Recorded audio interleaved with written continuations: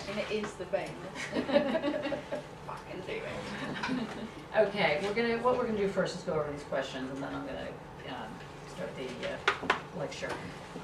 Next week is not properly listed on the course outline. I have no idea why. So sorry about that. I just lost a week. So next week I will be here, and I will be giving basically the penultimate lecture. And then the week thereafter, we still have class, right? Yeah. The week thereafter, I'm going to be in New York. So, because someone in my family, as you know, passed away, and I have to deal with estate issues, so it's not going to be as much fun as all that. Anyway, I'll be back on the 1st. I'll be back in this country on the 1st. So I'll be back in this school on the 2nd. I just want to mention that. Okay, so Mattia will be giving the lectures when I'm away, just so you know. How was he? Good. Good. Excellent. Okay. This is these 5 questions are hard, of course, but they're not impossible. I mean, so the thing is that you're welcome to either write a text with the question, which would be, if you're taking it as a core, it'd be between 5,000 and 6,000 words, and if you're taking it as an option, it's, I don't know, whatever it is, 2,000 to 3,000 words, 3,000 words, let's say. If you're taking the course as an option, and you want to also provide artwork, then just split it in half, basically, so it's 1,500 words plus a piece of artwork, and likewise, it is 2,500 words plus a piece of artwork. There's no just artwork to hand in, sorry about that. I'm just too nervous that it's not really gonna pedagogically get you to the right level, but maybe, but I'm just not willing to, I'm not willing to do that. See, there's a seat right there for you. But I'm not taking it. Can you just pass this back to Could we have one as well? Oh, yeah.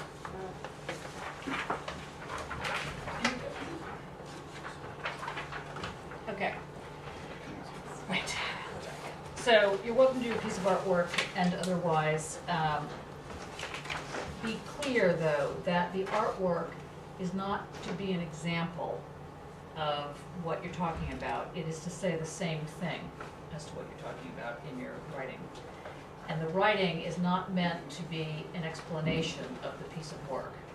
It is its own piece of artwork, as it were. Does that make sense? All clear? Okay, great. Very quiet. Okay, so I have here, remember this is an analytic task. Now, what does it mean to think analytically? Let's take a flying leap at this. Okay, I'm worried. Oh, yeah, is it a question? It's to a question. analyse something. No, do not use. Yes, it is to analyze something, but yeah, what does it actually mean? It's not an option. It's not a. It's not an opinion. Not an opinion. What's an opinion? Where you put yourself in it, if you're Okay. you don't say Yeah, there's none of the I's. There's nobody uses I. Nobody uses you. We is also annoying. I don't know how many times you've read a thing. We would just like to say, it's like one person has written this. It's like, honestly, you know. So, but what's the difference between an opinion and an analytic remark? Well, analytic remark is backed up by something else. Mm-hmm. By criticism. It's No, not by criticism. evidence. By what? Evidence. Okay, and what type of evidence? Well, textual evidence or. Okay, but then how do you know that the textual evidence you're using is actually accurate to back it up? And how do you know it's not just, just not relying on authority? Well, so-and-so said blah. That wouldn't necessarily back up what you're saying. It would just say that this person has said it. You're contrasting that What's against that? other people. So then you find somebody else that backs up that person. So Well, it's you always completely a contrast nutty against thing. You never get to your point because you're actually finding the back. It's non-biased. It has both sides. Nope. Nope. The one thing about analysis is that it is as biased as you can get. Is it I'm trade- looking at you, Nick, because I'm expecting you to have the answer here. It's based on argument, and not in the sense of disagreement, but in the sense of providing use this term, evidence. No, it's not. Well, Don't use evidence. That's the little thesis, antithesis. So close, but so far away. Try it again. When I say evidence, I don't mean in the sense of Evidence. scientific evidence. I mean in the sense of discussion, argument. On the one hand, on the other hand. Well, that sounds like what you were just saying. Sounds But like it's proving a theory, isn't it? Sort of through. kind of. But of course, if you're really proving the theory of, let's say, quasicles, it would be a much more difficult paper than what, what's on offer here. Well, analysing the theory is. Okay, so where's my color pens? I brought pens. Okay, we're gonna come up with this one.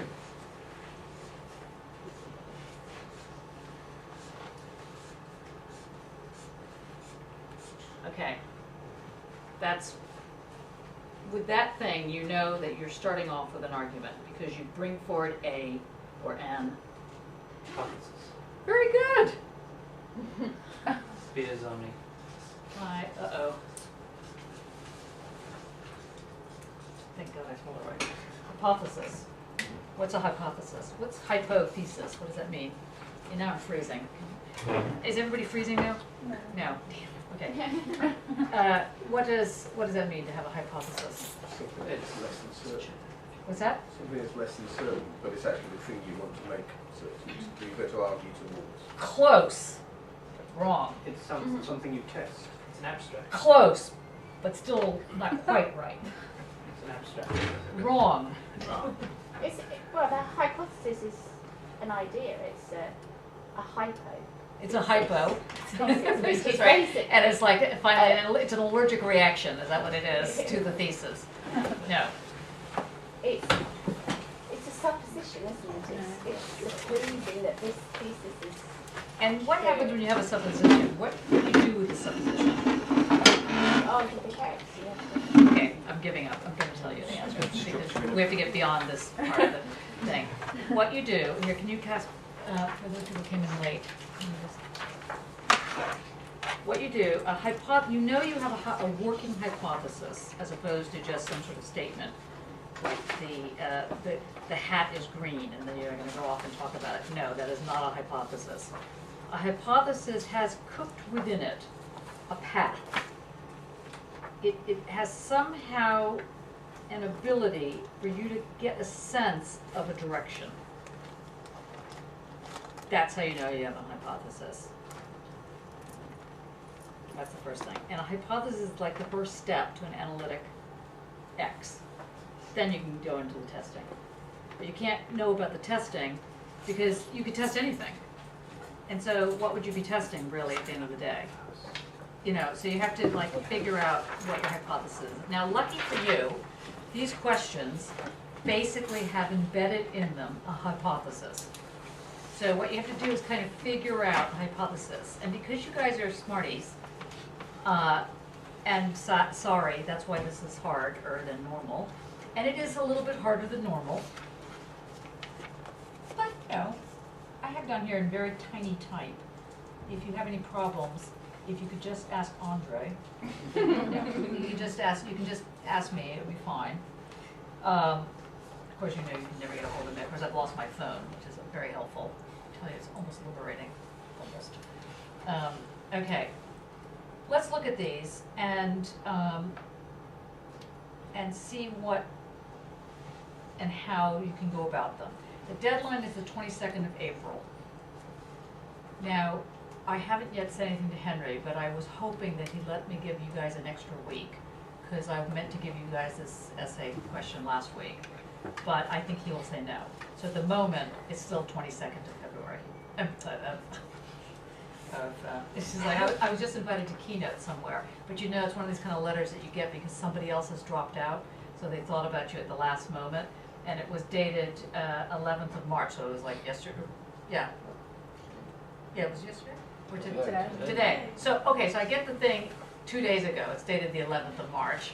And the answer, could I do this, was you had to have the answer in by the 10th of March. I thought, yeah, okay, problem. Okay, anyway, that's there. Okay, now, essay question number 1.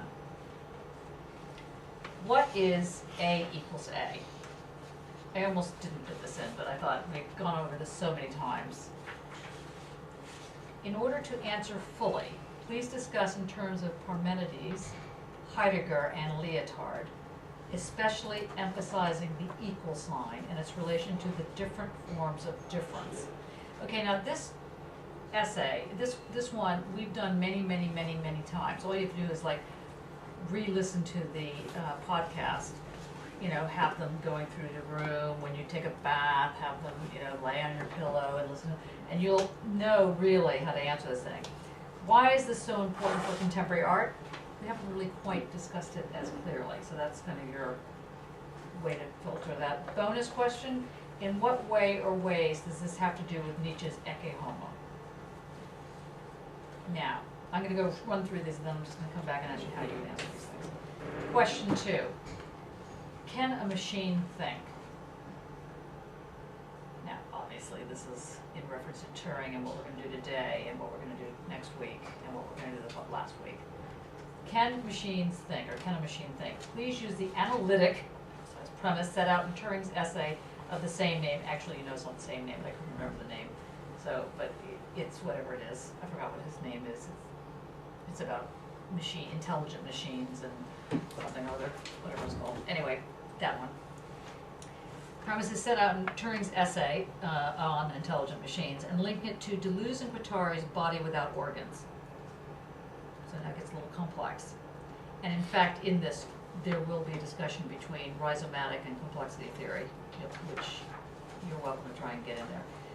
Make sure to include a discussion on the rhizomatic discursive method set out in their 1,000 Plateaus. And in so doing, show in what ways this gets beyond binary logics of the zero-sum framework. So if you've now all just want to throw yourself off a curve, a symbolic upsetness, this is obviously not a question for you.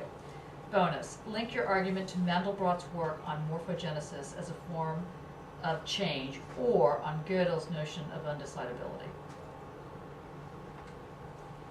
Okay, we're going to go to the next one. Obviously, there's a lot of silence here. Question 3. What is the difference between, and don't answer -1. Don't answer 1 or something like that.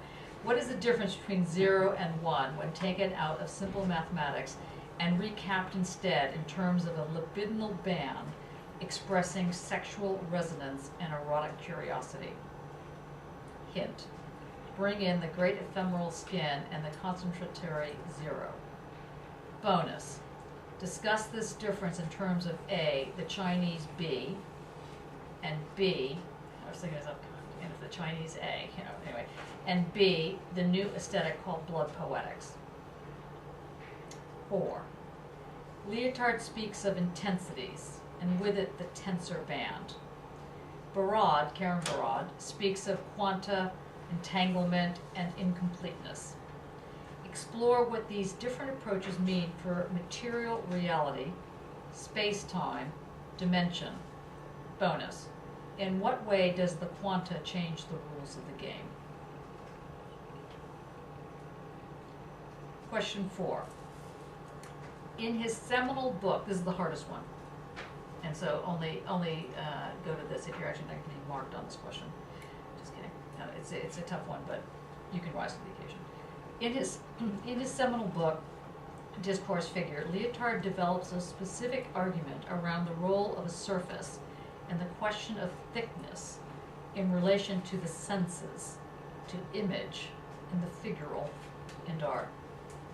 Discuss this thickness and explain how, according to John Mowatt's introductory essay, Goldbug, it gets us beyond a Marxist dialectic and onto the path of 21st century art practice. Bonus, do this question. Basically. It's that hard. Okay. How many people are going to attempt question 1? Just on the first go. 1. How many people are going to attempt question 2? 1. 2 or 4. 2, okay, how about 3? Okay. How about 4? Okay. How about 5? No one's doing. I'm between 4 and 5. Okay, I think 5 is more suitable for what I'm doing. yes it is, because God knows you must throw yourself up a curve to like survive. No, you'll be fine. You'll be fine at number 5. Shall I go through them now, or do you want to just rest on them? Should we go through them? Yeah? Do you want to go through them? Or do you want to go into the lecture? No, we'll go through them. What is A equals A? Andre? What is a? Well, it's identities, and it's the idea of identity, that how to get a text and text apart. And what is one of the words that belongs to this, that is part of this expression? Is? No, well, yes. Difference. Is. That's one word that you're going to have in your essay, yeah. Difference. Difference. Endurance. Endurance. Discourse. Discourse, we said that, yes, discourse. Belonging. Belonging, good, very important. Dwelling. Start off with belonging. Dwelling. And Glaring. what? Clearing. Oh, you said glaring. Clearing. And what was Parmenides' thing? Thinking is being. Yeah, and what was he known for? Oh, Parmenides in a kind of shorthand. What? He He was. didn't wear a toga, as a matter of fact.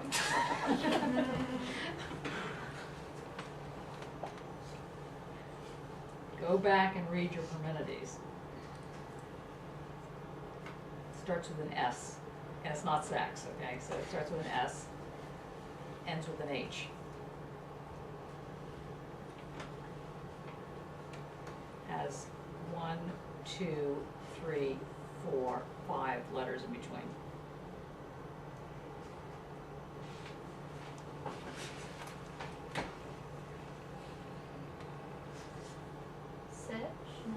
Nope. Say H. So would you say search? Yes.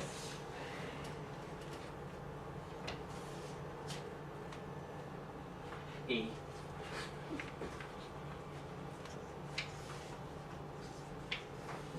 Speech. Yes. All right, I spelled it wrong. Speech, very good. Okay. So you have to figure out why speech is where he's going. So that's another clue to that. This is if you want to get to the A group. You don't have to. Okay, what else goes in this A equals A? So it's perdurance, dwelling.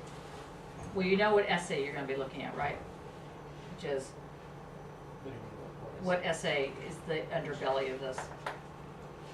What text is the main text? Well, the Identity difference. Identity and difference, very good. So you know that it sets up an A equals A, and you need to explain the tautology of that and why this becomes such an illuminating remark for Heidegger and becomes the basis for contemporary art.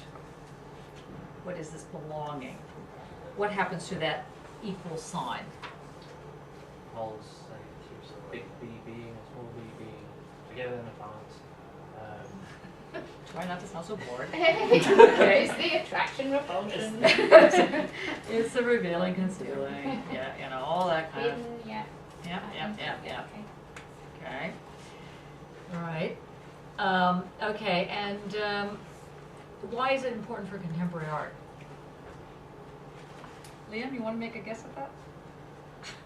Now. This is part of Liam's work right here, sitting up here. He got a distinction in the MA last year. On the book. What? Oh. You don't have to answer it. Anybody willing to give it a go? Well, the contemporary art is the or the sign. Yeah, and how do you know what belongs to it? If it looks like, in the olden days, when there was art that was representational, you knew that it looked like the thing it was supposed to be representing. horse. What? Like a horse. It looked like a horse. Okay. Write that in your essay. It looks like a horse. But now it does something else. Yeah. What does it do? What does contemporary art tend to do? I think It it makes nays. sense. What'd you say? It nays. It neighs. Names. Names are nays. It names or neighs? Nays. Like as a horse. Like the horse. Okay, obviously you guys are a little I'm bit really- punch drunk now. I'm really confused. Ignore that, you know, that Annika is making it funny. No, it's more like a smell. It's more What? Oh, yeah, right, sorry. I thought you said it was more like Oh, Frank I'm not gonna Sinatra. I speak. thought, okay, we were like, you know. What did you say? It's more like a smell. Oh, No, smell. simulacra. Simulacra. Simulacra. Good. So try and remember what simulacra is. That'll be very helpful. In what ways does this have to do with Nietzsche's Ecce Homo? What was his Ecce Homo? Well, I was going to do my book report on that, so I read it, but I went to hiding it in there. But the whole book, he pretty much kind of talks about these. Well, he kind of splits his heritage down to being Polish and German, and it's kind of him taking on these kind of ephemeral identities with. Okay, but what does the term Ecce Homo mean? What does it actually mean? Behold the man. And what does it mean to say that? This is man. What is the this in the key? The key in here is the this. What is that this? This man. Behold the man. Yeah, he was saying that well, it's from the Bible, isn't it? He is man, not God, basically. Right. And what was the story behind that? It was when he was pointing out, Judas pointed out that Christ. Not Judas.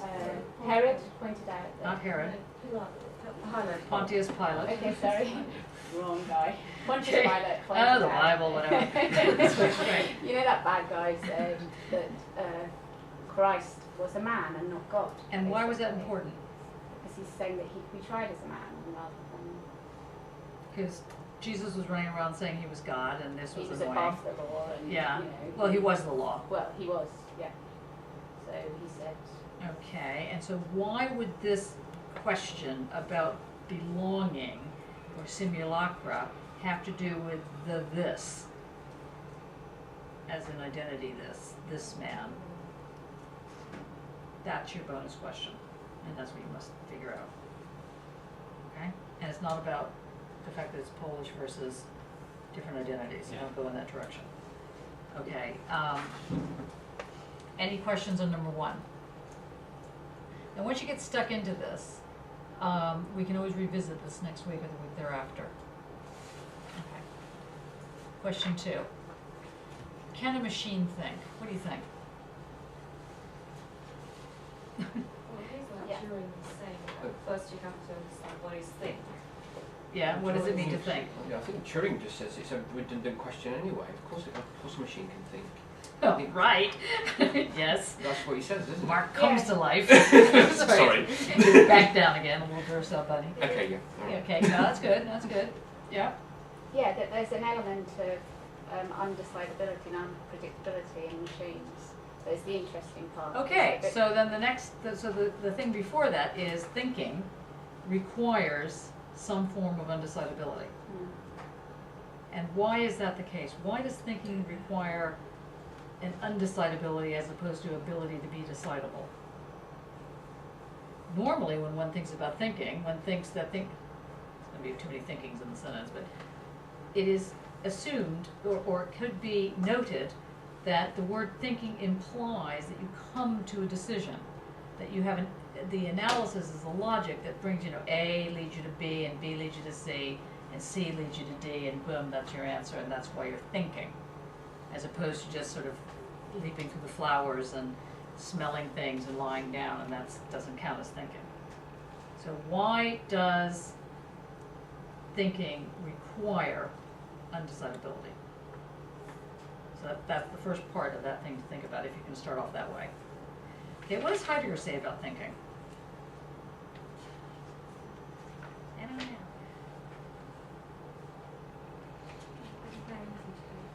You don't know anything today. Is that what Heidegger said about it? That's right. Is that what you said? Don't know. Is that what you feel? Oh. Oh, that's difficult. You must know something. I'll just absorb. Okay, right.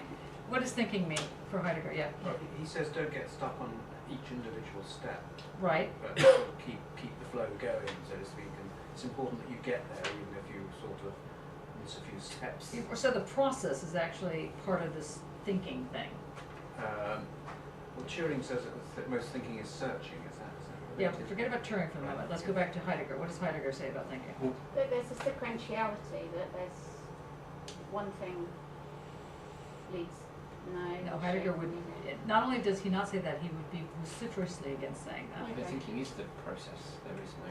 Thinking There is is the no. process. There is no prior or It's next. kind of annoying, isn't it? You know, But that's everybody the- should take some time off and just relax. That's the, yeah, but then that's why people think he's quite hippie as well Right. for being Heidegger. Because there's, what is it about the thinking? What does Heidegger say about what is called thinking? Okay, part of the answer to this question is go to the essay called What is Called Thinking.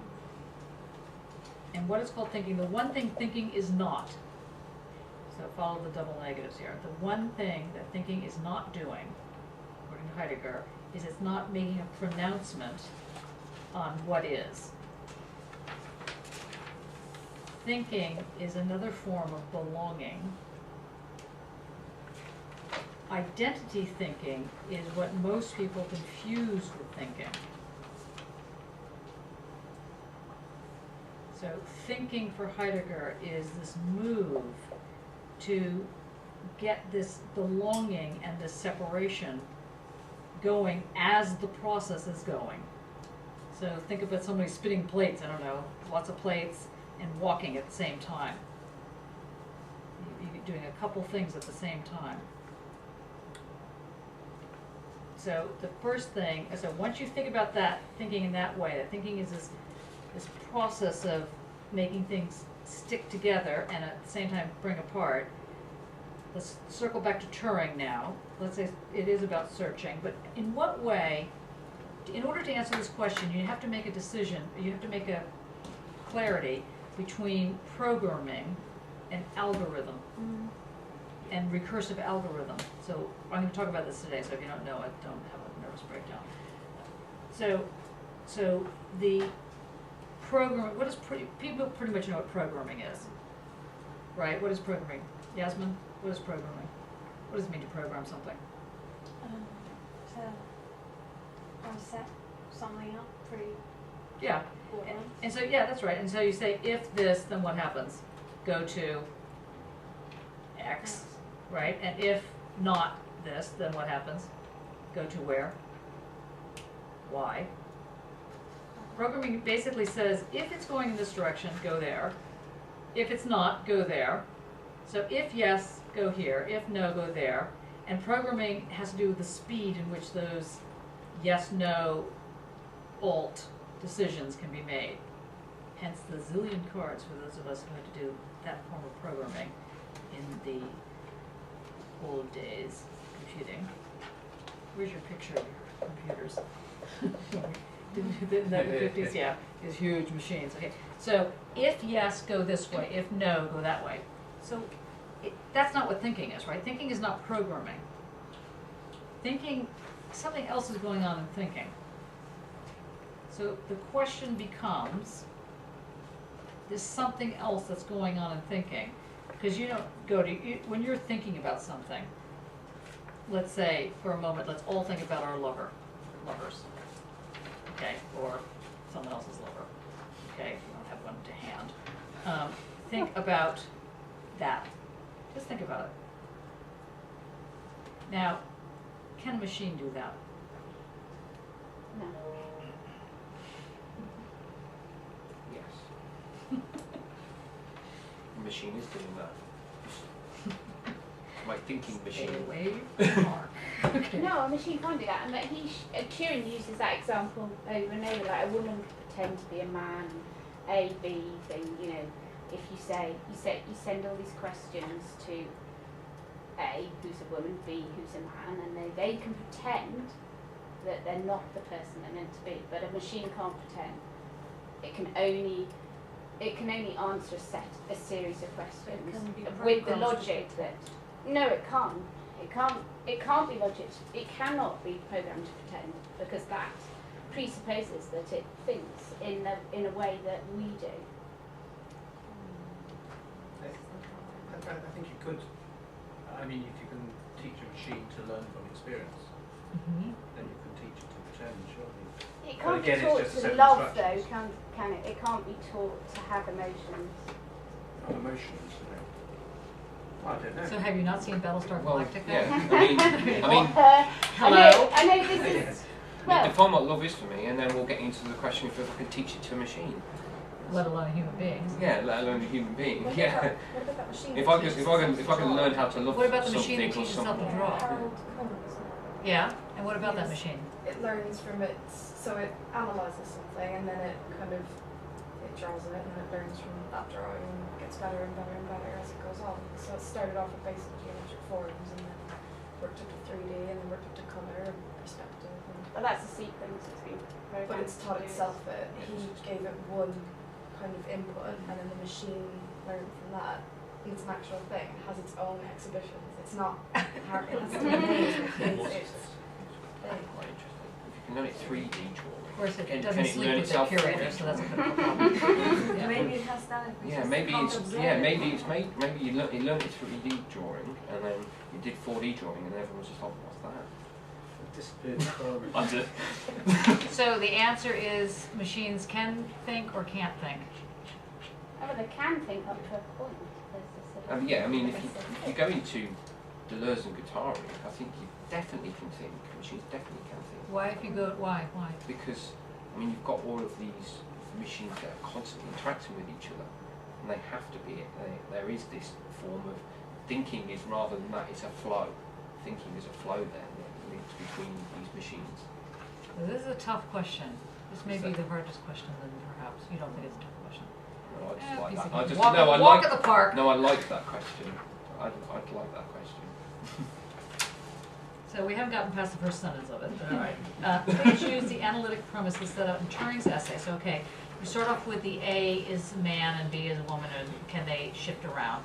That's the analytic premise, which is already flawed, as you know, since we all know that can happen.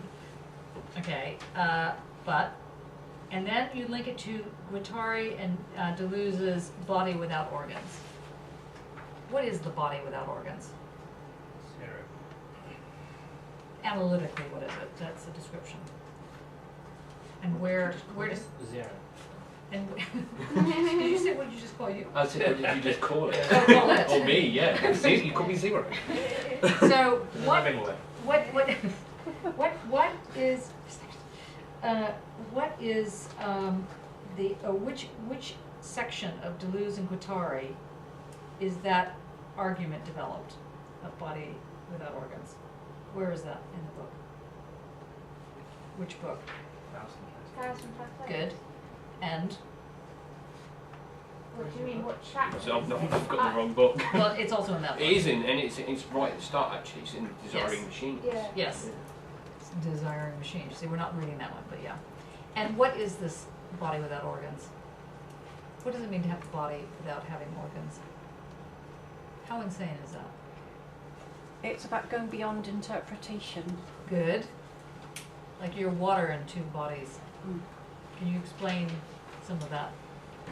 Well, interpretation is to do with the role of the organs, and it's to do with kind of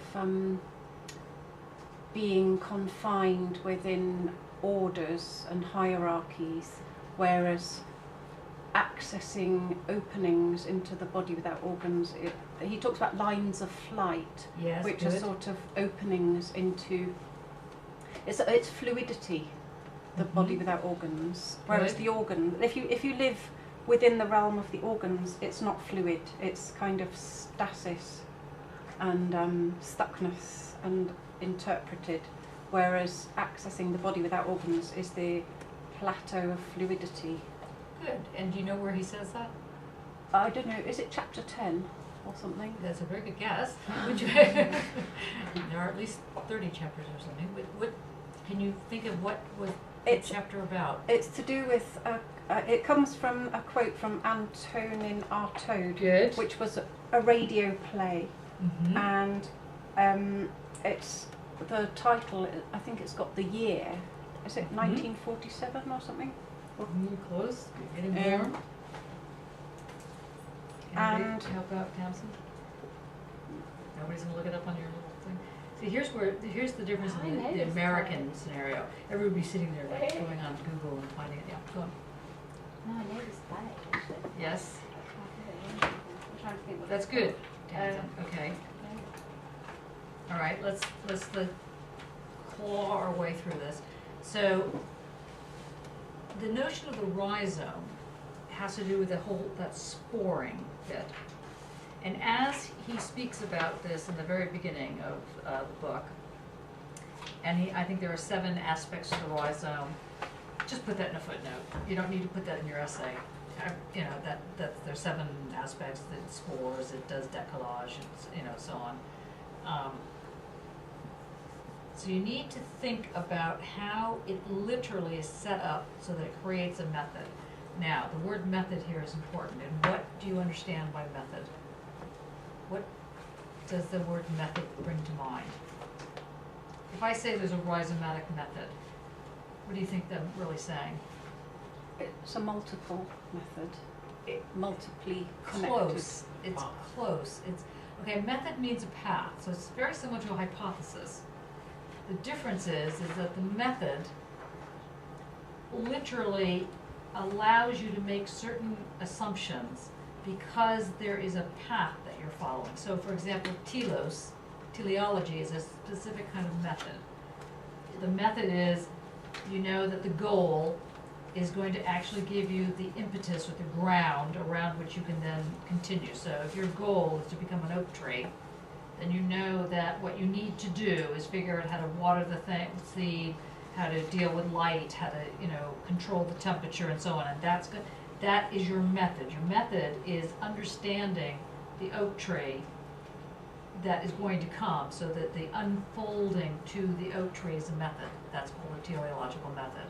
So if the rhizome is something that jumps around, that spores, it has no roots, what type of method is that? You're right, Tamsin, to say that it's multiple. But what does this multiple mean? This is the crux of this It means question. it's not a linear method. Okay, and what does linear mean then here? Binary. It means binary. It means like a continuous path of some kind. But you could have a dialectic, so you could have thesis, antithesis. So obviously there could be breakages, as it were. Do you see what I'm saying? So that if you had thesis, antithesis, thesis on one side, antithesis on the other, you know there's a break because they're not on the same side. They're not the same thing, but they can still be presenting a linear argument. And so the question is, how come that's linear? What makes something rhizomatic?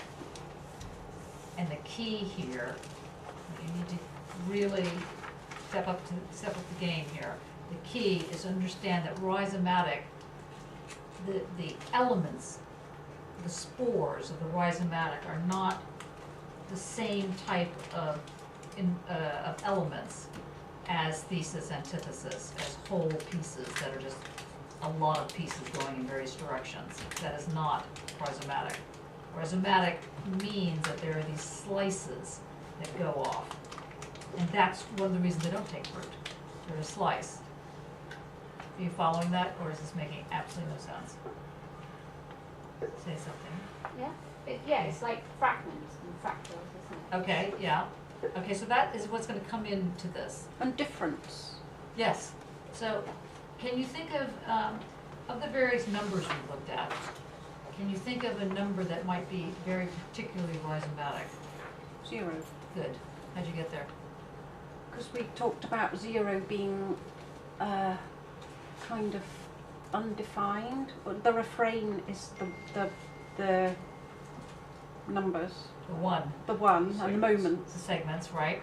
And the repetition, not the So close.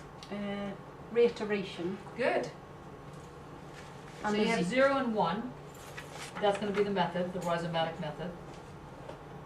But the 1 is a refrain, and the 0 is the either the body without organs, or the plane of immanence, or this entity that creates belonging, which goes back to artificial intelligence. Just sort of write that down, because it'll make more sense when you're going through it. Okay, in so doing, what gets beyond the binary logic of zero sum? Now, what is a zero sum logic?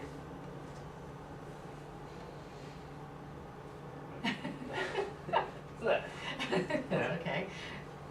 What? Yes. What is that? It's the kind of basis of political kind of power, kind of Right. where you don't, your populace doesn't actually quite understand that they can step out of this frame. Right. There's no, they're not thinking that they can Okay. escape. So But why is it called zero sum? Is it contained by total? So, Yes, and the total totals up to zero. zero. Zero. Good. so you move one way. the It other cancels one. out the other. Yeah, exactly. Good. And then what happens? How do you get out of zero sum? Revolution. That's right. Yes, a moment of silence or comment to the Ukrainians and the danger that's going on as we speak. And the Russians. I mean, the whole scenario is ridiculous. Sorry. I hope that everyone's family, we've got a couple Russian, Ukrainian scenarios in the room. You guys doing okay? Your family okay? Well, my family is far away from Dahlia's family, who's right in there. I've got friends in there. My friends are all right at the moment. It's tough. The difficulty is we are losing friends as well, because we have a lot of friends, Russian-speaking friends, who absolutely agree with what is happening. We agree with Putin. Yep. Yes. Yeah. Yeah. And, Also, and those people you've been friends for 10 years, 15 years, and suddenly Nothing. unexplained. Yes, that is most difficult. Yeah, I can imagine. Huh. 21st century. 21st century, yeah, can you believe it? Yeah, the more things change, the more things remain the same. There's an interesting book by Sorel, S-O-R-E-L, George Sorel, who was a right-wing, basically a fascist. I mean, what is with this crowd? Why is it that the fascists tend to do so much writing so logically? Anyway, he wrote a book called On Violence, and it's a very famous book. It was one of the many books that was hit by a bomb, apparently, at the British Library, in the old British Library, which used to be in the British Museum, by Russell Square, which was a wonderful British library. It's a proper library. It's kind of like the Library of Birmingham, Yes. in an odd sort of way. You really feel like you can go in there and learn something, as opposed to the actual British Library now, which is like going into a Presbyterian church, you know, and you have to sit. In fact, I used the disabled toilets, and I was followed in by a guard. I didn't know what was going on. I thought, wow, I was very active in this area. But no, it turned out she was throwing me out. But anyway, it's very intense, these rules and regulations and so on. But in the old British Library, there were a number of books that you would apply for, because you had to apply to get your book, and then somebody who was like 1,000 years old would come and bring you your book. It was like fantastic. You know, you couldn't make up the kind of people there. You know, Harry Potter had nothing on these people. It was like fabulous. Anyway, and often the books that were by the fascist, so Gentile, Sorel, so on, had been blown up in the war. That was fantastic. You know, the bomb hit the library and just so happened to have taken out those books. You know, so you get this little note back, gone in the war, destroyed in the war. So it was fabulous. But anyway, On Violence, Reflections on Violence, it's called. And what he basically argues is that there is no liberty without bloodshed. Bloodshed is it's the typical argument. Bloodshed is the font of liberation. is the fertilizer for liberation. Anyway, but it's an important book to read, unfortunately, because he speaks a line that is still quite alive today. Anyway, I hope that the family is okay-ish. But also, I really hope people just, step away from the problem, just take a little breath. But they are saber rattling. And then, what about the plane that got disappeared? I feel like we're watching an episode of Lost. It's like very weird. Yeah, what do you think happened? The fact that they're starting to percentage completely off the map. What do you think? Anybody have some sort of theory The fact on it? that the water is shallower than the plane is long.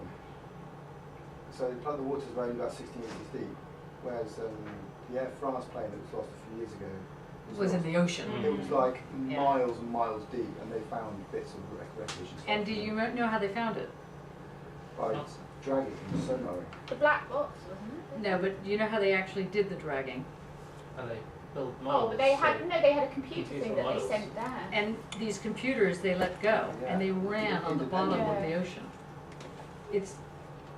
Now, I ask you, were those computers, they were obviously programmed, but they ran in various directions, and they followed it by sonar. Okay, anyway, back on this.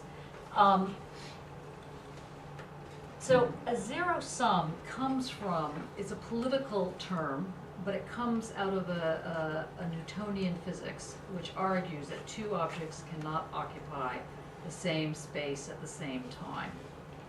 So if the rich have things, the poor don't. If the poor have things, the rich don't, is the way this argument goes. If I push Mark, Mark doesn't have any space. If Mark pushes back, I don't have any space, but it's only a very specific space. That's called zero sum. And you need to know this term because it is the heart of every political movement, right, left, or center, to always attempt to get the field into a zero sum field. Once you get your object of problem in a zero sum framework, it's manageable. The problem with the information age is that it keeps not doing that. It keeps presenting a cloud situation, a rhizomatic situation. So that's what's going on behind here. And the question is, can a machine think? The thing that you have to also ask yourself is the thinking that we're talking about only human? Are there only human forms of thinking? That's also part of this question. So, for example, the bots that are running on the seafloor, or you could actually look at I hate to almost tell you this, but Tom Cruise. What was that film with the little bugs that would go in his eyes? What was it? Yeah, Minority Report. Unfortunately, it's an interesting film for this particular thing. Yeah.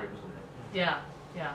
Also, recently the U.S. has just, I'm sure other militaries have done it too, they've just developed a, little bots that can go and blow things up, which does sound very similar to something that can just make something just disintegrate, like planes, for example. Anyway, there's these bots. And I guess my question is, do you think that it's a good idea to have soldiers that are bots? Scary. So a lot of the warfare these days is being fought at the level of bots. And then you go into the kind of different form of programming. Yeah. Isn't a military machine where you're programming a human or you're programming a machine? Mm-hmm. Does it make any? Yeah. Then back to that question. Yeah, we're back to this question. It's a very this question is kind of like the core of the class, really, in a certain sense. This machine thinking problem, and to think about. There's different ways you can think it through, but it all has to play. It plays around this question of what does it mean to think, and can you think not so much outside the box, but outside the human box. If you're not in a human thinking mode, does that not count as thinking? Is thinking only human? Or does thinking require the senses, for example? Maybe thinking requires the senses. I mean, there's a whole argument that says that animals, there's so many ridiculous things about animals. You know, animals can't point. Okay, then they, I don't know, obviously they've never gone hunting, you know, but anyway, you know, with a pointer, like a dog, you know, but anyway. But today, they just had the elephant story. Did you hear about that?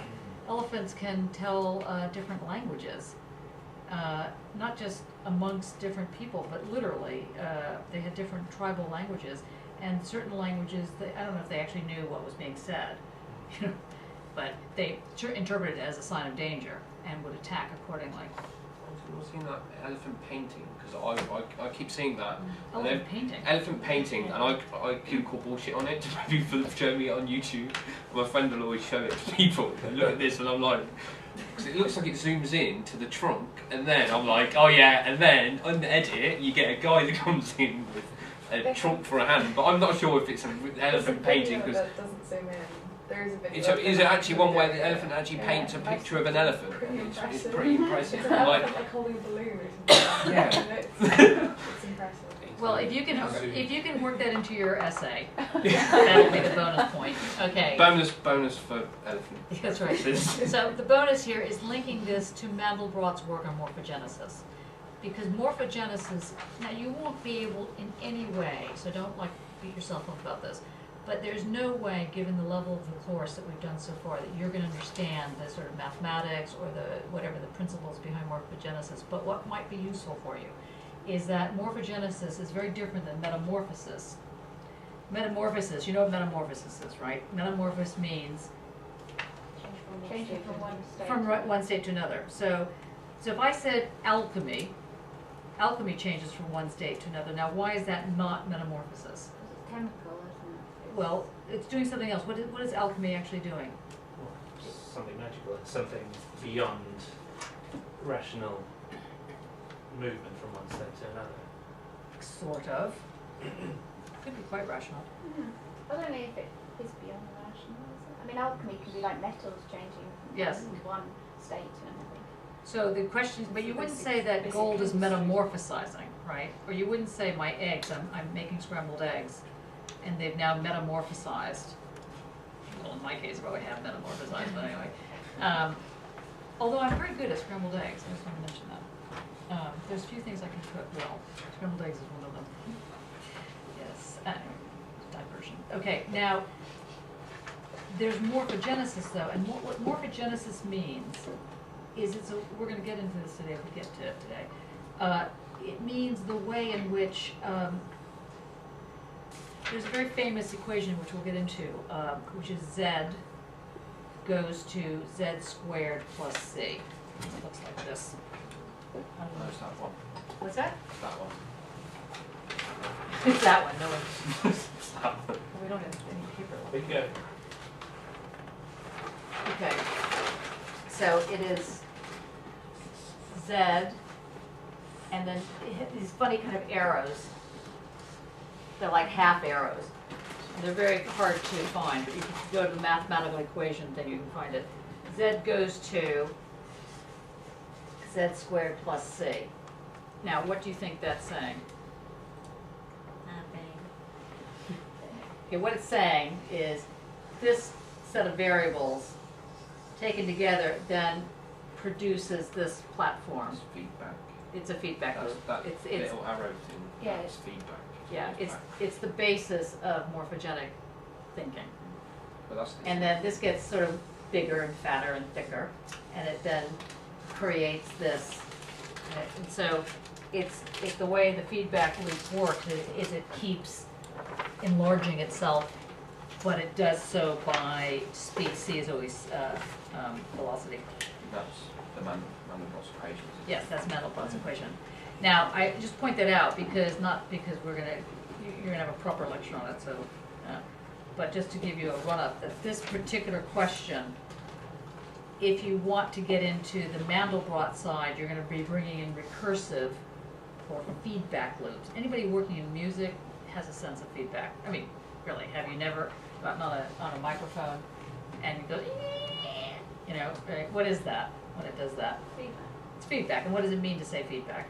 Where it's reacting to, it's getting the noise, the speaker going back into it. And it so goes it's- back to you, right? Yeah. So it's called feedback because it does exactly what you think it's doing.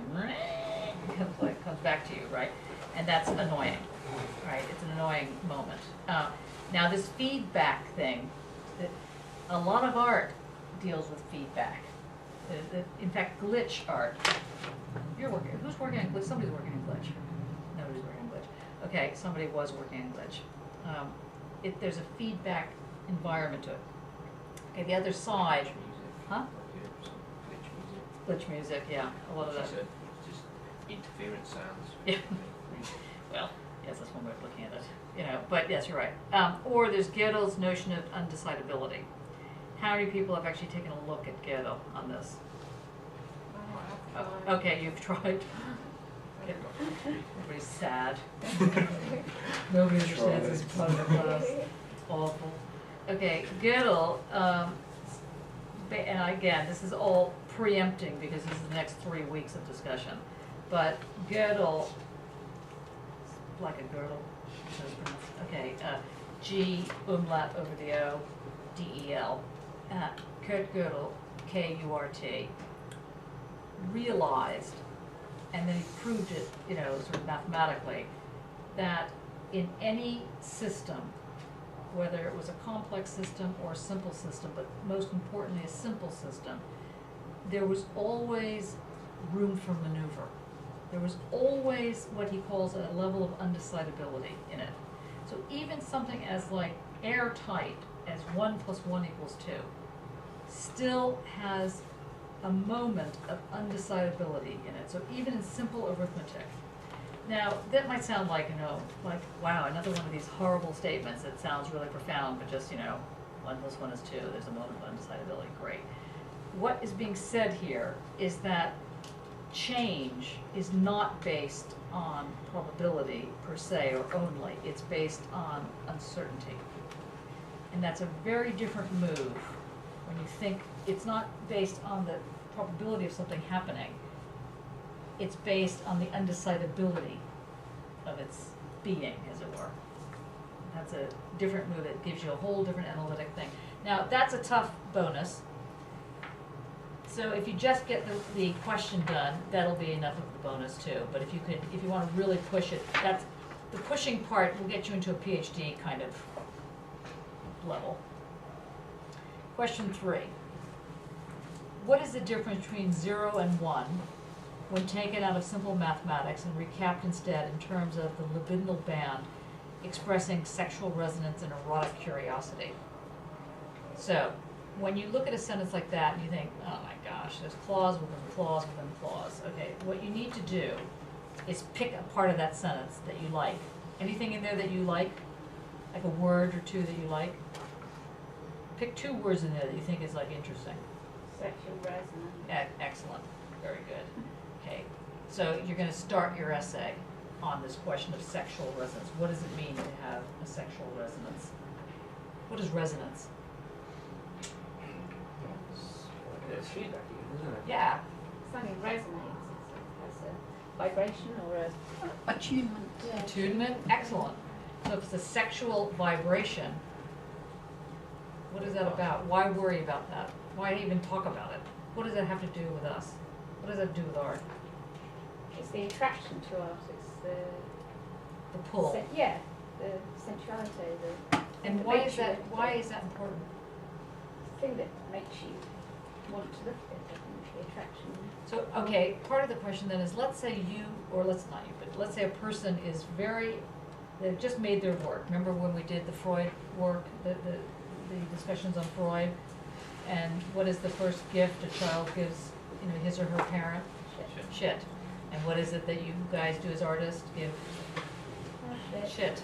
Giving your shit all the time and loving it. And going, here's my shit, love me, right? Here's my gift, here's my shit. Okay, now, the question is, when is it really great shit? And when is it just not so good? How do you know that the sexual resonance, just because it's your sexual resonance, and you find it just really riveting, how do you know it's going to work? That's what this question's asking. How do you push it a little further so that you get a sense that you know this is clicking? You know that you're producing something. Let's say you produce a lot of work, and some of the work is just you just know this is just fantastic, and some of it really just kind of isn't.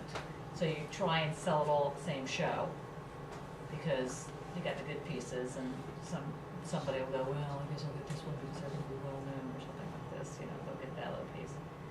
How do you know when your work is good? How can you tell? That's what that's asking you. So the first thing to get a sense of is the fact that you have a sensuous or a sexual resonance. Tremble. Huh? Tremble. Tremble, yes. Yes, George comes to life. Tremble, yes, it was a good essay.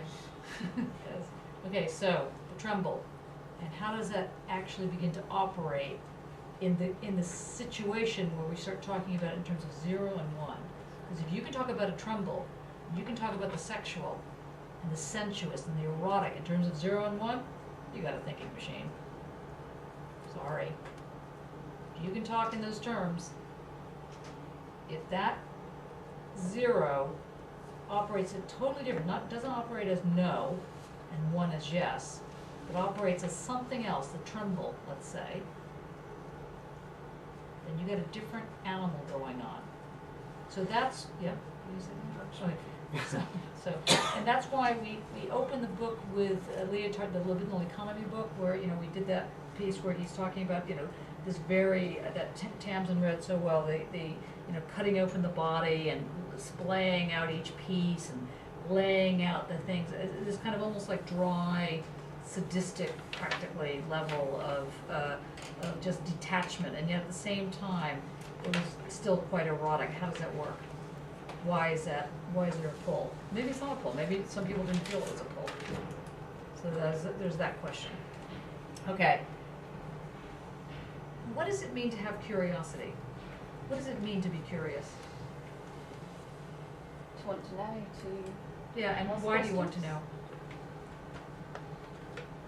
Complete a gap, fill a hole. And why do you want to do that? Knowledge, just to have knowledge. And why do you want to have knowledge? God. Is it laughing at? Oh, you know what I thought you said? I thought you said because you're writing it. No, that's not why. So I'm answering this question. To gain enlightenment, that's the whole enlightenment. Okay, so there's something that you hear an interesting noise, or you smell an interesting smell. You think, it's interesting, and you go toward it. Why would you do that, perhaps? To open up your experience. Does there have to be a reason? No, sometimes it's just sensual. You just like that smell, you go towards it. Yeah. So sometimes there is no reason. There just is. So that brings you back into this question of how it is shot through with the sensuous. It's just hovering. By the way, there's a noise in this room. It comes out over here. And they discovered it, finally, after I told them I was going to call in health and safety. In fact, I did call in health and safety, saying that I was going insane. They followed the noise. And it turns out that it was some machine that was doing some sort of weird airflow, 2 sub-basements. I really felt like the Princess of the Pea. Nobody could hear this noise. Okay, I could hear this noise, and it was driving me insane. They had 3 engineers come in, and they all sat around going, can't hear the noise. And they said to me, you know, will you come in on Friday to hear the noise with us? I said, no, but there is a noise. You guys got to find the noise. And anyway, so somebody else came in, Anna, who was lovely. She could hear the noise as well. So the 2 princesses and the little pea noise that was going on was found. Now, the reason I tell you this is because sometimes you just have to follow your curiosity. If you let go of your curiosity, you're done for. If you ever end up in prison, okay, that's sort of a downer, try not to let go of your curiosity. Try and remember this. I know that sounds sad. Annika. I was just trying to imagine a situation where I've been obviously watching too many prison movies lately. Yeah. Let's say something weird happened. I mean, you never know. The world is crazy. So you gotta, what would happen if you had to, if somebody came to the door and you had to flee in an hour, what would you take with you? What would be the first thing you'd grab? If you could only take a suitcase, what would you take? I know, I'm taking books all the time. This is my big error. That's right. Laden with books. Oh, and maybe a coat. Spotless law here. Yeah, okay. Yeah. Yeah, a coat. Okay. You take books. What would you take? Passports. Passports. Mm-hmm. Yeah, Take some clothes. Coat. What'd you take? Definitely take some music and books. Catch up on Ooh, romantics are here. Huh. Okay. Mm-hmm. But actually, the first thing I thought was my childhood. I don't know if that's what you really mean. Sure, why They not? don't fit in the back. No, but that would be the first thing I'd say. Yeah, this is the first thing you try and get to I safety. wouldn't care about things. Okay. Does the child have baggage allowance as well? Yes. There's a plane now. Okay, it's a plane ticket. What else would other people take? Anybody take anything? Photo albums. What? Photo albums. Photo albums. Anything that's not on hard drives. Anything that's not on a hard Anything disk. that's not, out there on some cloud somewhere. Anything that's like, photos of me don't exist on hard copies until about the same Okay, day. let me just reset the stage here. So, people with boots and guns come to your door. Okay, and they say you have 1 hour to get out and take something. You are going to take your photo albums. Well, is it a bit of context here? Okay. It depends if I'm going to go out and live in the Scottish Highlands on my own for a year, Or you on the run, or is it just you've got to leave? You've got to leave. But is it like you've got to leave and we're going to chase you down, and then I need essentials like possibly a camping stove or a tent or something? So was that it? Running shoes. Running shoes, yeah. Yeah, like some good trekking shoes and Bottle of water. Bottle of water. yeah. Okay. Pen and paper, always useful. Tennis racket. Yep. A tennis racket. Yeah, that could work. Could also be a gun. Weaponry, yeah, kitchen knives, Anybody guns else? if you've got them. That's it? Nobody else can take anything else? Is nothing an option? Nothing is also an option. Where's Arch? I hear the voice. Oh, there he is. There's a hand. Okay. That's right. I can do this if it makes you. Well done. Yes. Yes, you can take nothing. And then Now. you've got an extra hour as well. That's You're right. not taking nothing, you're taking an extra hour, you're leaving now. That's very good. Okay, that all comes in to this question. So rethink the question, what would you take if someone knocked on the door and said, get the heck out of here? When I was living in Soho, this happened on a continual basis because everyone was trying to bomb various parts of Soho. And they didn't really put that in the news very often, but it was happening a lot. Or there was some shootout between some gang and another gang or whatever was going on, some mafia. And you'd get a knock on the door and they'd say, you have to clear out immediately. And I would always take my passport and my laptop. Those are the things I always took. And a hard pair of shoes. I always made sure I had a hard pair of shoes on, just in case I did become active. Okay. It's kind of the obvious answer though, isn't it, really? Oh, sorry. I realize Now it. your pragmatism. That's right. Yes, never meet people that you really think are interesting because then you think, honestly, that was terrible. Okay, so bring in the great ephemeral skin. So what is this great ephemeral skin? What is the skin? The surface. Right, so that's going to help one decide on things that are inherently undecidable. This is a highly political question, too.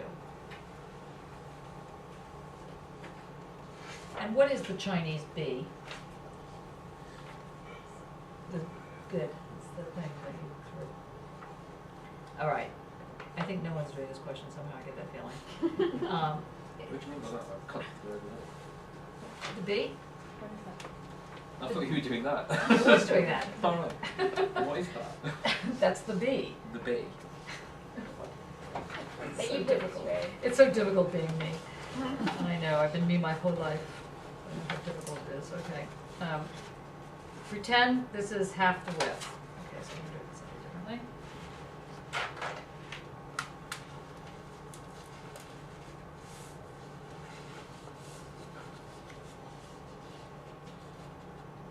That's a B. Okay.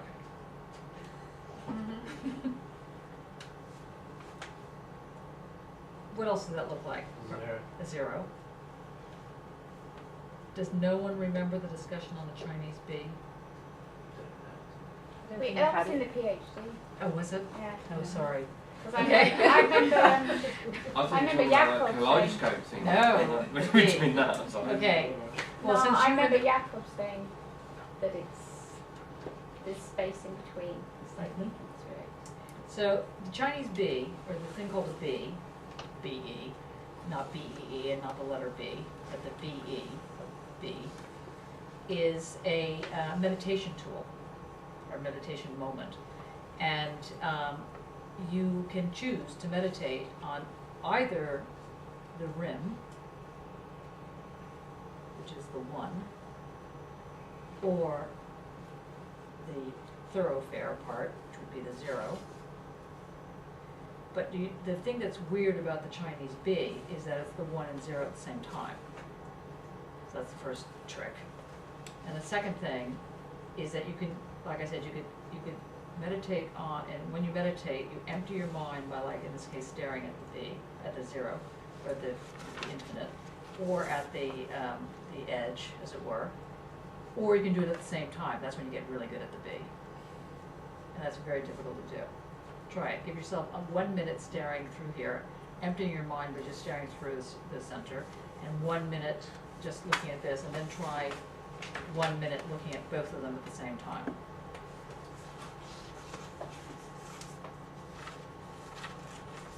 So empty your mind. So that's the B.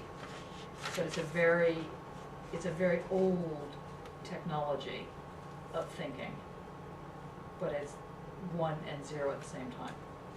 So it's a very specific kind of simultaneity. Sorry, I hadn't told you that before. Now you've heard it. Okay. And the new aesthetic called the blood poetics. Blood poetics, I haven't told you about. I want you to take a guess. I want you to try and figure out what blood poetics is if you do this one. Okay. Are you still alive? Shall we continue? Okay. Question 4. Lippard speaks of intensities, and with it the tensor band. Karen Barad speaks of quanta, entanglement, and incompleteness. Okay, we haven't done this yet, so this is one of these new territory questions. We've done the intensities part a little bit, and we've done tensor band, and I'm assuming that Mattia did tensor band with you last week in the bar. Well, we just did. We went back over the skin. Yes, but I think we did talk about Bit the bar. of the tensor band, Okay. yeah. All right, so in this particular question, what's the one word that pops out for you in that first sentence? Intensity. Good. And what is an intensity? See, this is how you play the game of analytic research. You find the one little one that you can hang your hat on and start developing it from there. This is, by the way, also how to write a research question. So what is intensity? It's the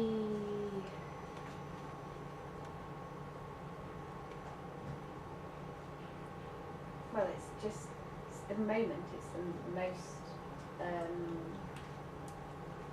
pure moment. It's a sort of moment of being. Kids, close.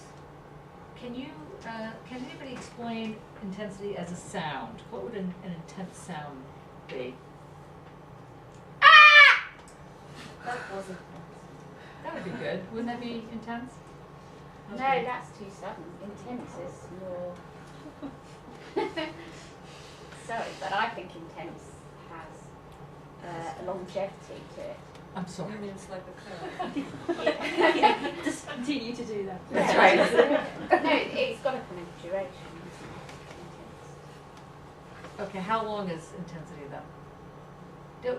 Could you say that white is intensity? The color white. Like white light or white, just white? Let's say white light. Yeah. Yeah. We have 2.5 people nodding. Okay, got a few people nodding. White could be considered an intensity. White light. Yeah. Either is contrasted. No, just the white light. We don't have to add anything to it yet. Just the white light. That's an intensity, right? White light. Yeah. Focus. over here. White light, why is that intense? What makes it intense? Sorting the senses. No. Contains all the frequencies of. Yes. And it contains it simultaneously and durationally. So the thing you need to remember about an intensity is that it is able to do simultaneous things. It's able to do them in such a way that it can hover for a second or longer. So my little shout, my little scream could be intense. That one probably wasn't as intense as I guess it could have been. But it could be, blood curdling, let's say. Would that help? Yeah, I mean, like when you read about Pistorius and what he did to his poor girlfriend, Yeah, the screams that the neighbour heard, yeah, they would be intense. they would be intense. Yes. And the way that the lawyers try to devalue all the time, because anybody who's heard somebody scream for their life knows that is that intensity. Okay, so we know what we're talking about here. We've got this decibel kind of thing. What I find very interesting about, I don't know how many people are following the Pistorius case, but when the shooting first happened, he claimed that he had shot through the door because he thought it was an intruder, and that it turned out it was his girlfriend. But in court, on the first day, he said that he shot through the door because he thought it was an intruder and he wanted to protect his girlfriend who was sleeping in the bed. It's kind of like, okay. Because the first time he didn't know his girlfriend was coming over. And the second time he seems to have known that she was coming over because apparently he was in bed with her. So I think that's kind of interesting that the lawyers don't seem to be. No, there's no logic at all to this case. He changes his story continually, just continually, all the time. It's amazing. Why would you hide in the bathroom if you're in somebody's house? Well, why would you hide in the bathroom? Well, I think if someone was coming at you with a magnum, you might try to hide somewhere, but that would still be no good. Why someone has a magnum is another issue altogether, but anyway. But the intensity of the lie is also what's being raised here in the Pistorius example. So a lie can be intense. So it's not just that it has to be or it can be light, or it can be, I was at Sadler's Wells the other night, this fantastic flamenco dance. Sarah, whatever her name was, Rabas. She was unbelievable. She did this kind of across the floor. It was amazing. Anyway, that was intense.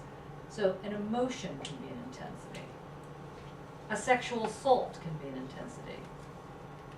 The question is, what is this thing? The secret of, what's his name? Saville. The fact of the secret is an intensity. Don't think of intensity, start with intensity at the level of the dot, or at the level of the pierce, at the level of that point. But how big can that intensity get? How long is an intensity in terms of duration? The Saville situation is like, how long? 30 years, 40 years? It's a long intensity.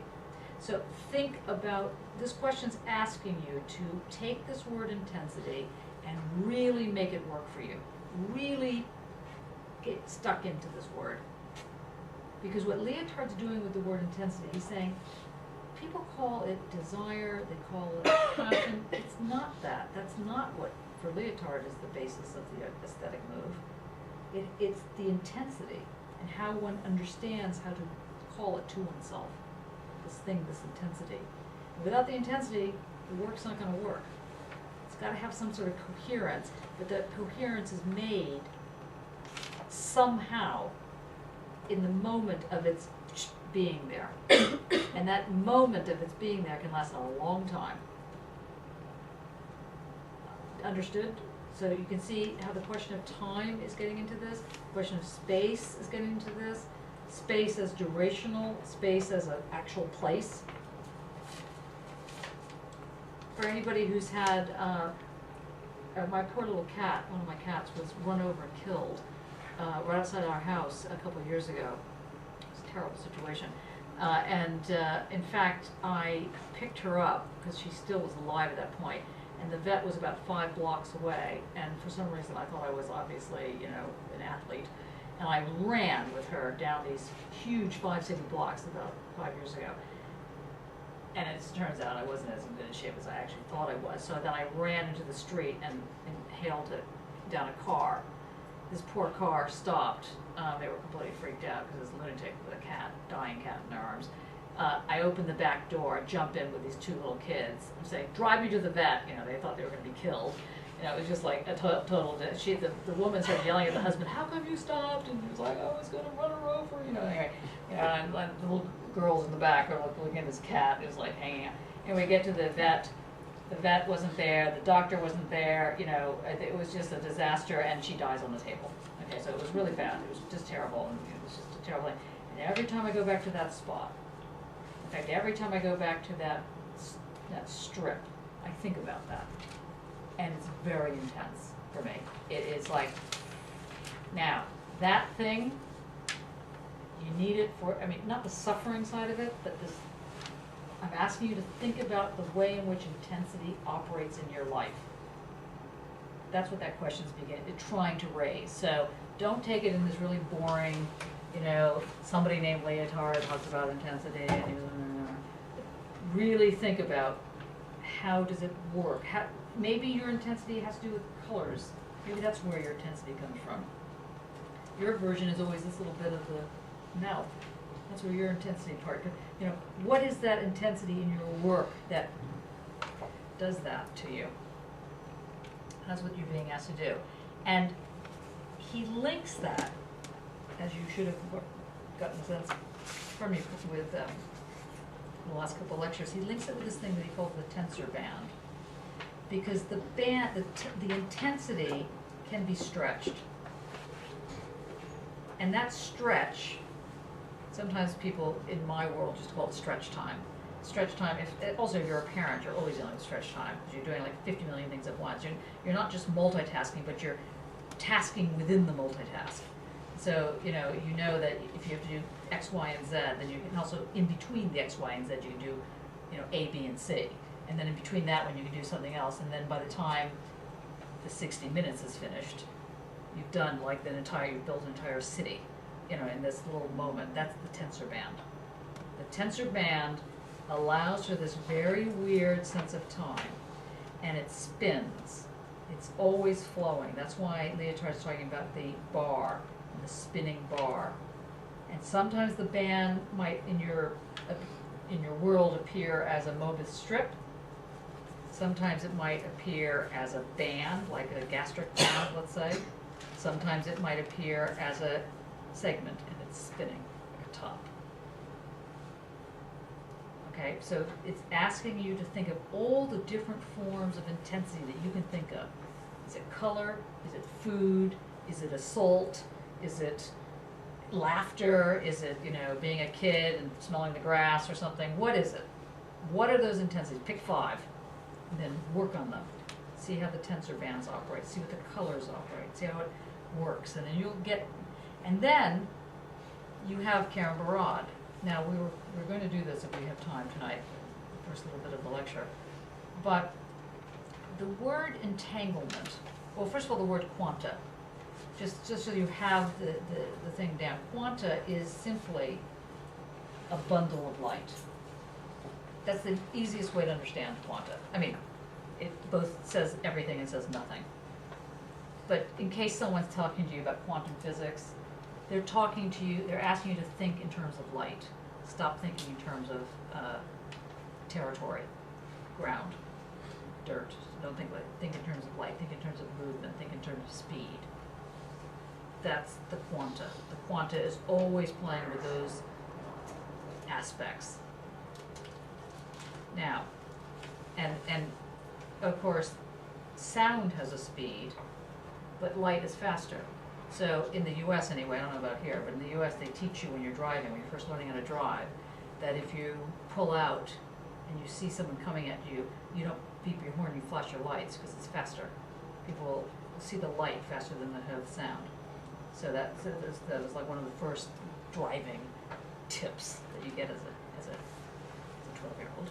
trouble is here, that means you can go. So even though your instinct is to flash it, I always instinctively flash.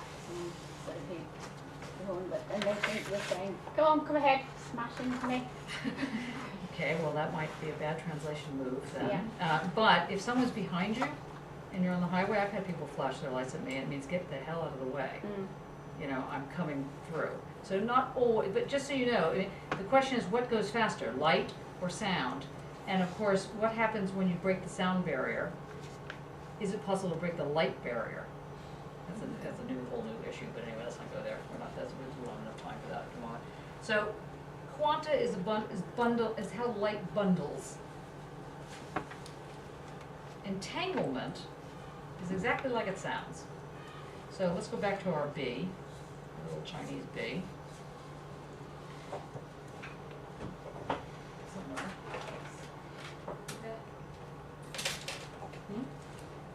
That's right. I have tape here. Okay. Can I just ask, is everyone cool enough? Because I'm freezing. Yeah. We have a freezing person here. Good. Can you shut that, please? Thanks. Just be careful of the. Yeah. Just. So you just like. Yeah. Just try it that way, and then. It seems to be shit. I think you're in the draw. Yeah. That's right.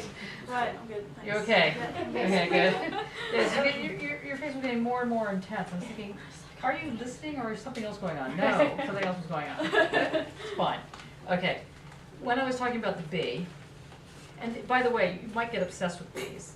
It's really quite intoxicating. I had a colleague who, when I was working in Maastricht, was totally obsessed with bees, and I thought he was a lunatic, to find out that I then became addicted to this bee thing. And you go to antique stores. This is where you find the really interesting bees. Well, I mean, you can go to China, obviously, but in case you can't get there. The next best step is the antique shops or the museums, and you find the most amazing jade mad things that are bees. Anyway, point is here, entanglement. Now, how do you think entanglement means that things are stuck together, right? That's pretty much the easiest way to understand that word. How do you think a bee shows you entanglement? Good. Well done. See, I thought you said you didn't think No, today. I'm not thinking. Okay, don't listen to her. Okay, yes, that's right. So, can you see, now, the thing you have to guess, not guess, the thing you must try and understand here, the whole point of this course, is to try and think about how things stick together, how things get entangled. They're not elements, they're not separate elements that get entangled with each other separately and maintain their little identities.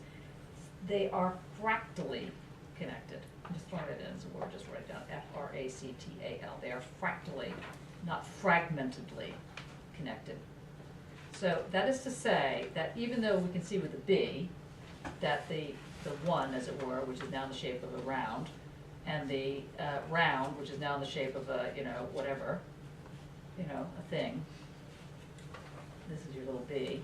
Now, that taken together, because it, looks like a bandage or a little bracelet or something, it appears as though these two are separate. But if you stare at a bee long enough, it gets very crazy. And the thing about meditation is that you learn when staring at a bee how these things can kind of shape shift. And shape shifting is a very interesting problem. It's not just for Harry Potter. Shape shifting is something that is critical here in the way in which something can trying to get you to think about things that have elements to them, but they're not discrete elements in the way in which Newtonian physics has it. It's not like it's like a particle wave as opposed to a dot, as opposed to a crumb, as opposed to a piece of dirt. It's something more solid. So you've got to start thinking about entanglements as, think of hair. Maybe think of it that way. Think of a wave as hair. But the wave is, of course, not stuck together like a hair. Sorry. So a wave, so what would make something a wave is not that it's actually secretly a bunch of little hairs that just happen to go in this pattern, right? Something else makes the thing a wave. Are you with me, or is this just sounding like completely crazy? So the wave, a sound wave, is not really hair doing this, or it's not really little particles that are actually sitting there, and then if you just zero in, you'll see eventually with the greatest microscope the particle of the wave. It has a different property, and I'm trying to get you to think of those kind of properties. And that's what we're talking about in terms of entanglement. We, Karen, Albert, and myself. Entanglement is the way in which these entities that don't have edges stick together. Okay, so this is a fun one. Believe it or not, this is a fun question. I know it sounds like knee slapping and hilarious, but it is actually a fun question. Okay, now, so incompleteness. What you need to think about here is the difference between, first of all, incompleteness and undecidability. They're not the same thing. What does it mean to say something's complete? This is not a trick question. It's a whole. It's a whole. A totality. Yes. There's Good. nothing more of it defined. Yes, everyone's bored with that. It's excellent. That was when you were young children in Hegel land. Yes, great. And now we have the incomplete. And why is incompleteness important here? What is it? Life, isn't it? Life is incomplete once you're complete, you're dead. Okay, and that's your happy thought for the imparting. No, because that's not really an argument in that sense. Because you could say, well, life goes on, but then bang, you're dead. It doesn't really go on in case you die in that process, right? So that's not really quite the incomplete part. Now, incomplete. The thing about a totality. Can you think of how does a totality get established in the Hegelian move? What does Hegel have to do to create the universal whole? It excludes the excess. It does, but what literally happens? What gets stuck to what?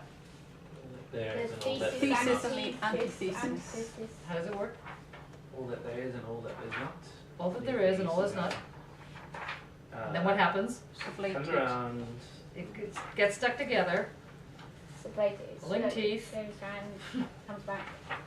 forms the ground, and that's the whole picture. So, like the Hegelian whole, the complete whole, the universal is always complete for Hegel. All that there is plus all that there's not taken together makes the whole picture. Okay, then there's some little dance that goes on. That's the whole picture. Whereas for the incompleteness group, which is all the complexity theory people, which is starting with Deleuze and Guattari, but you start moving into the sciences, so we're talking about Bohr, B-O-H-R, and Einstein, and Mandelbrot, this incomplete, what's being argued is that there's no contradiction that creates the whole or the meaning, that creates meaning. So in politics, this has been very important, particularly like, for example, in a gay movement, I'm using that as an example, it can be any movement. In a gay movement, being gay wasn't necessary, and isn't necessarily ever about not being straight. It's not born out of contradiction. There's not an anti blah blah blah. It's another entity. There's no contradiction. There's no form like male, female. No. In an incomplete system, you don't have those kind of contradictions that add up to zero. Go back to the zero-sum game. Man, let's say, is the plus mark. Woman is the negative mark, usually. Added together makes, the whole picture. No. In complexity theory, there are only these ways in which something becomes attached, so it's a belonging. Something gets pulled together. I feel bad because you haven't had your lecture tonight. You've only had this. We're all like, are you okay? Shall I continue? Being very, very quiet. So, incompleteness, entanglement, and quanta, there's another word I didn't put in here, which is called diffraction, but we can let that one lie. So explore what these different approaches mean. Different, by which I mean, you have the Lippard approach, which most people think is the kind, or let me put it slightly differently. In postmodernism, or post-postmodernism, or anyway, this thing called postmodernism generally is understood as discursive, rhizomatic, these kind of very wide and almost lumpy sort of things. And what is being said in let's say the Einstein, in the quantum move, is that there simply is nothing that creates meaning that has to do with contradiction. If you can't get there yet, just think of E equals mc squared, and you'll picture the way in which an intensity is formed through a statement that can have very different variables, but has nothing to do with contradiction. And yet that forms a very specific reality. In fact, it can form the whole of reality. But in any case, it forms this statement. Now, before we go into another whole thing. So what I've asked you to do in question 4 is to explore the kind of different type of materiality that approach like a Lippard would suggest, this intensities, these questions of bands, the way in which the sexual starts entering in. And then see how that plays out with the Karen Barad approach, because she's the most accessible to read in a short time. But you can obviously go to Einstein and his spooky figures that he comes up with. Anybody read the Einstein stuff on spooky figures? Spooky? And the whole question of the spooky? Okay, never mind. Einstein's a lot of fun to read once you get past the, well, it's probably fun to read if you like equations, but you know, when he had a theory, which I think I've mentioned here, but maybe not. His theory was that the universe is always expanding. And of course, if the universe were really always expanding, it would, you know, at some point it'd have to blow up. I mean, was the argument. So he argued that there had to also be cosmological stasis. There had to be something that also slowed it down. And he couldn't prove that. Of course, we now know that it has to do with black holes and so on, but so he couldn't prove that there had to be this form of stasis. He just knew it had to be the case. So instead of saying, well, I don't have a theory, I just don't know how to go from point A to B, he just called it his fudge factor. So if in your argument you can't figure out how to make the whole argument hold, steal from the best. Einstein's fudge factors. You know, just pull in a fudge factor when you really think you got the thing and it's just not coming there, throw in your little fudge factor. It's fantastic. He's very good about that. And so that's one of the things he has, is the whole thing about the spooky. You'll see. You'll read it. It's in this week's or next week's report. Okay. What is that being asked? What is being suggested here is that if you're thinking about a libidinal band, on the one hand, and you're thinking about, let's say, E equals mc squared, because we're just going to use that as a known equation. They're both talking about an immaterial materiality. They're both talking about an ephemeral material. They're both talking about something to do with energy and colors and intensities. I'm asking you, do you think that they're talking about the same kind of materiality, or do you think they're talking about different types of materiality? That's what I'm asking here. What type of reality are we talking about? And you'll be able to, what type of materiality?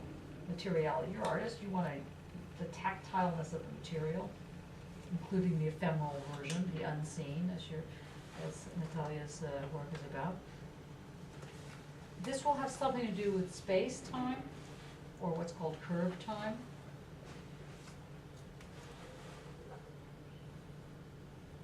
And then the bonus question is, how does light as a bundle completely throw us into a new dimension, a new way of thinking?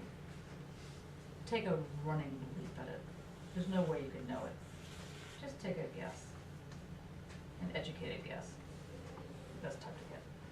Last question, or do you want to take a break? And then we'll have the last question. Are you dying? Do you need breaks? You sure?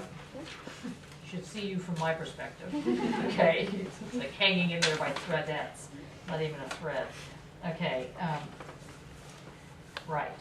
Question 5. This is a tough one. Not the other ones were simple and easy, but this is particularly difficult, partly because we really haven't talked about it, so I'm asking you to look at a work that you haven't really looked at. But the reason I put it in here is because your own artwork deals with this. I've seen a lot of your works, and a lot of your artwork plays around with this relationship between what it is to talk about a figure. Like, what is a figure? If I said to you a figure of speech, what would I mean by that? Oh, it's just a figure of speech. A manner of speech, a way of speaking. A way of speaking. So it's not really somebody drawing a representation of something, right? A figure of speech means, I don't really mean it, it's just, I'm just saying something. It's like a throwaway line. That's a figure of speech. Okay. So what's a figure in the figural? What does figure there mean? Body, like. All these images that are around here, are they all figural? Not all of them, no. Okay. Object. Okay, close.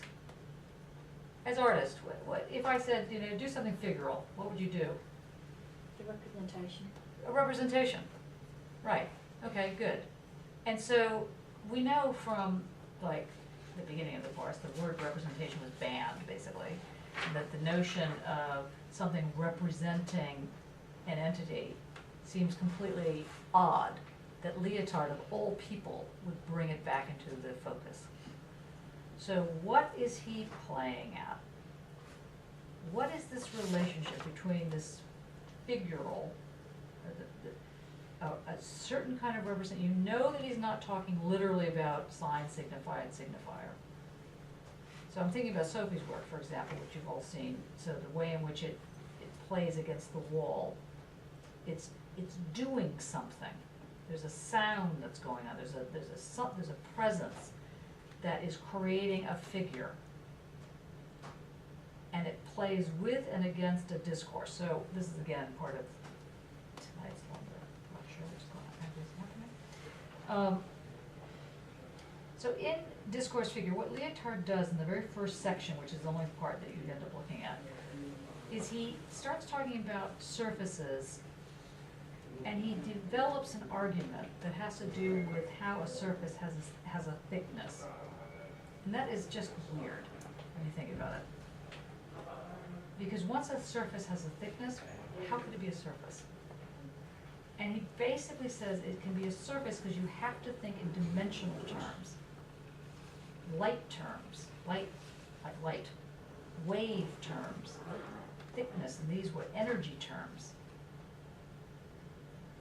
It has a thickness. And this thickness gets placed on the canvas, because he's talking about painting, gets placed on the canvas because in the placing on the canvas, it creates a certain kind of sensuality, a certain kind of entity that he's dragging the figural into the senses. So this is what's going on in this particular thing. And what you have here is that John Mowat, who one of the people, I'll talk about that in a second, for the Alchemy conference, suggested John Mowat. He's at Leeds right now. He's an interesting, very brilliant thinker. He wrote the introductory essay called Gold Bug. When I was a child, my nickname was Gold Brick. You can't pick the nickname, it's really annoying. Anyway, and that's because I was like one of these tough little kids on the playfield, you know, I was like a little tiny blonde-haired kid that ran around yelling at people. Also, I thought I was a lion, so I used to roar at people. So then I got called Gold Brick. And every time I see this, Gold Bug, I think of my running around on the playground. So sorry, I just had to share that with you. So Gold Bug, you have to ask yourself, why is it called Gold Bug? Why is that called that? It's such a weird name, Gold Bug. Not quite as good as my nickname, but just about.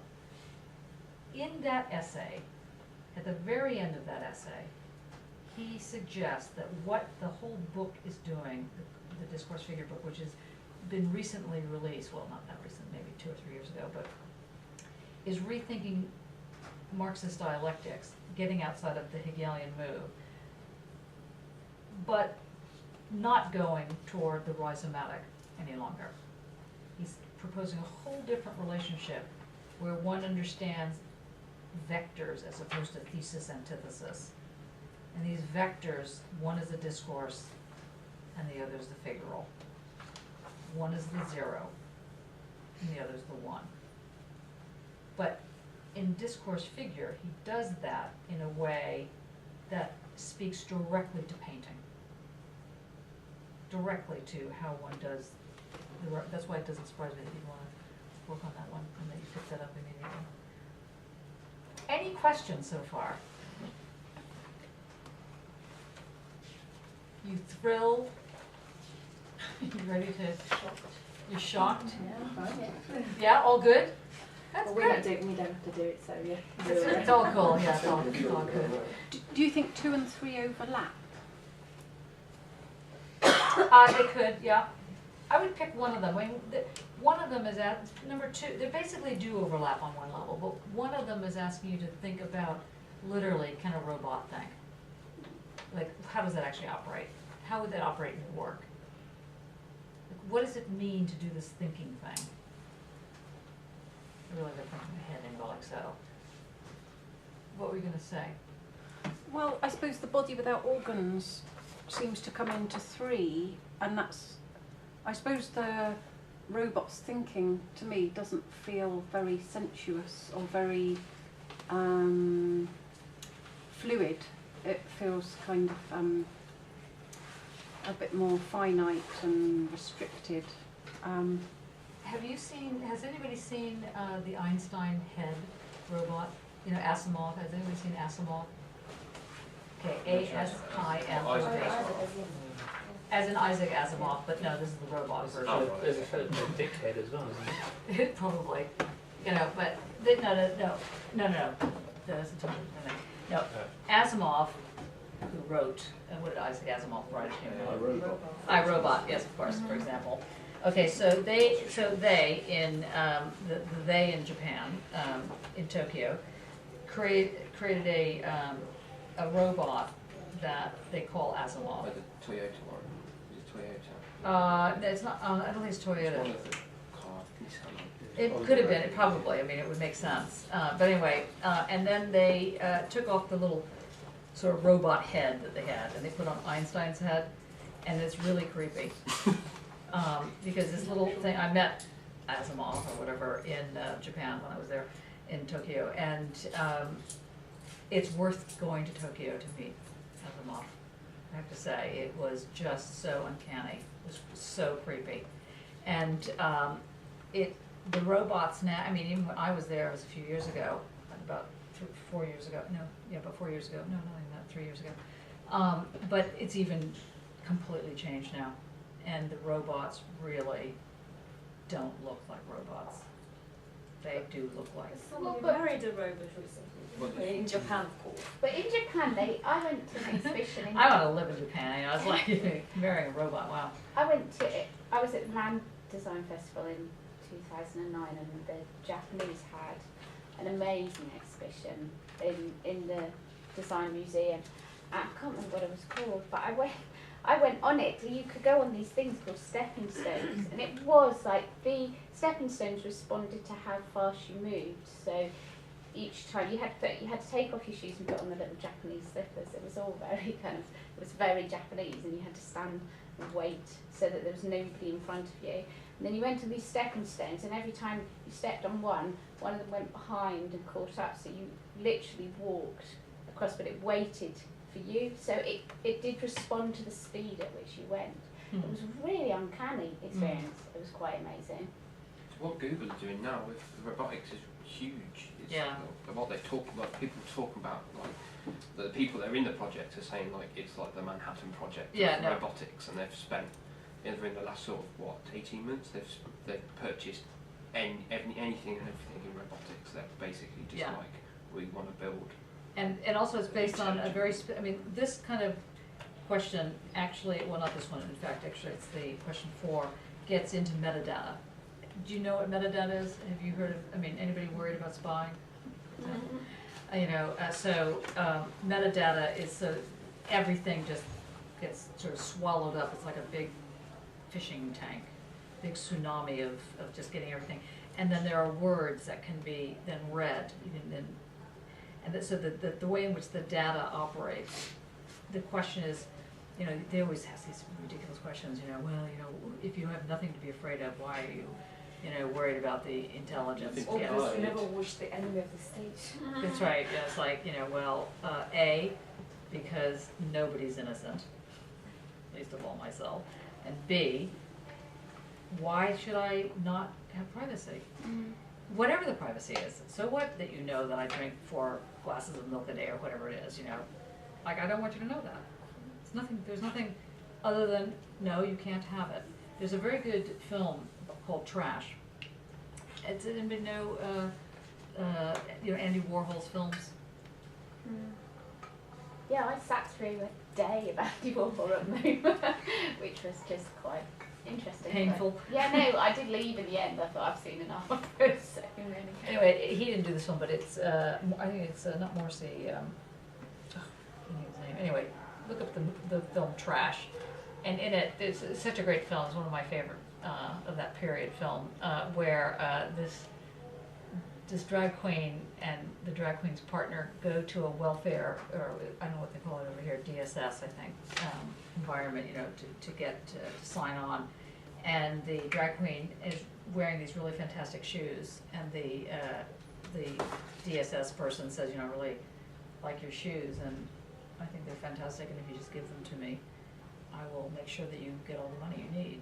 And the drag queen says, well, but you see, I found these shoes and can't really have them. And the partner is like, give them the shoes. and the DSS guy goes, well, but they're really very cool shoes, and I will never be looking in trash cans like you do, so I'm just saying I can help you here. The guy was like, I'm not giving you my shoes. And so they get in this big fight, give her the shoes, and she's going, I'm not giving the shoes, you know. So, and she marches out with her shoes, and the whole thing is go find your own trash.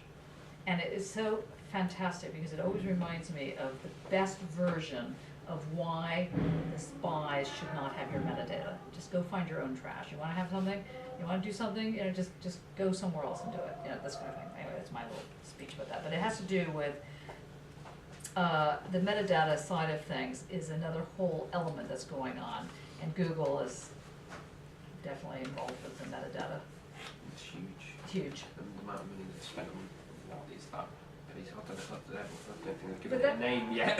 Yeah, but that's why I'm trying to, I'm hoping that you can see with questions 3 through 5, or actually even the entire course, that a different way of being is currently on offer. And what's curious about it is that it seems to be kind of, well, these things often happen in military environments or science, so-called science labs or corporations, and there's no difference there. I mean, the Google just has a nicer look and better parties, but it's a very similar thing. They're rolling out a very different way of being, and you need to have a sense of it, and I'm trying to get you to think in that way. That's what's going on here. Any questions? I'm going to let you guys go because you seem to be just a threadette. A little, not even a thread. No excuse. Come into the classroom, leave all your worries at the door. Little song coming on, it's like up on the roof. Anyway, so, okay, next week, please read what you were meant to read for this week, which is to say, try and break into Turing, Can Machines Think? There's a very interesting video, if you haven't seen it yet, and I did show it, but I don't know if you guys were part of that showing, by the Format brothers. Did you see it? F-O-R-M-A-N-T, Format.